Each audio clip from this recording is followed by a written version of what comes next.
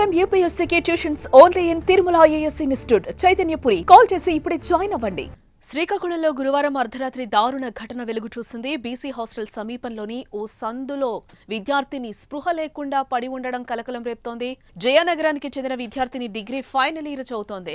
అయితే ఆమె హాస్టల్ దగ్గర సందులో అనుమానాస్పదంగా పడిపోయి ఉండడాన్ని గమనించిన స్థానికులు పోలీసులకు సమాచారం అయితే అందించారు. వెంటనే రంగంలోకి దిగిన పోలీసులు ఆమెను జీజీహెచ్ ఆసుపత్రికి తరలించి వైద్యం అందిస్తున్నారు. ఆమె పడి ఉన్న చోట మందు బాటిళ్లు ఉండడం, ఆమె శరీరంపై గాయాలు కనిపించడం ఇప్పుడు ఆందోళన కలిగిస్తోంది.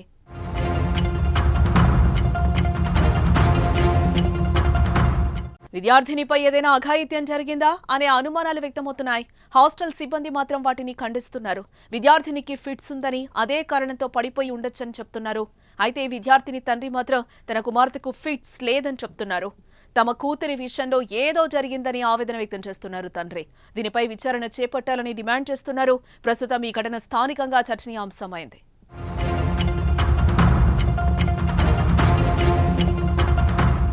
అసలు విద్యార్థిని ఆ సందులోకి ఎందుకెళ్లింది?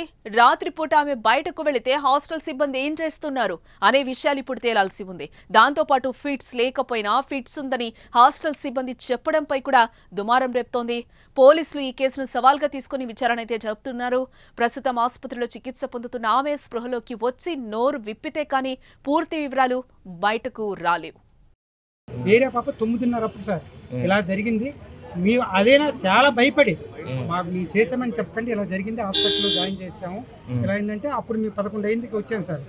వస్తే అప్పుడు కూడా ఈ స్టాఫ్ ఏజ్ మ్యాన్ మొత్తం ఫిట్స్ వచ్చి పడిపోయిందని చెప్తాను సార్. మొత్తం ఒక కిటికీలు అంటే సాగు బతుకుల్లో ఉంది ప్రజెంట్. అలాంటి కిటికీలు ఉండేటప్పుడు కూడా ఫిట్స్ పడిపోయింది అని చెప్పేసి ఇప్పుడు కూడా యాజమాన్యం ఇంకేం తిరిగి మమ్మల్ని బెదిరిస్తారు సార్. ఇచ్చి అక్కడ చూడండి సార్, ఆ బీర్ సీసాలు, ఆ మందు సీసాలు, ఇది ఉమెన్ కాలేజా అసలు ఏటి? అప్పుడు చూడండి సార్, అక్కడ ఉమెన్ కాలేజా అసలు బాగా ఏటి? ఇది రౌడీజం లాగా ఉంది. రౌడీ ఎంత జరిగినప్పుడు కూడా కొన్ని కనీసం పేరెంట్స్ మాకు ఒక ఇన్ఫర్మేషన్ ఇవ్వాలి కదా, మీ పాపకి ఇలా జరిగింది. 7 గంటల ప్రాంతం జరిగితే 9:30 వరకు మాకు ఇన్ఫర్మేషన్ లేదు సార్. అసలు ఇన్ఫర్మేషన్ లేదు. వాటిని చేస్తే వాళ్ళ స్పందన లేదు, వాళ్ళకి స్పందన లేదు అసలు. ఏదో ఒక కుక్క పిల్ల కంటే దారుణంగా ఏదో కుక్క పిల్లకి దెబ్బ అలాగా. ఇప్పుడు కూడా పిటిషన్ కూడా కంప్లైంట్ ఇవ్వమని వాళ్ళకి మోటివేషన్ చేస్తున్నారు సార్.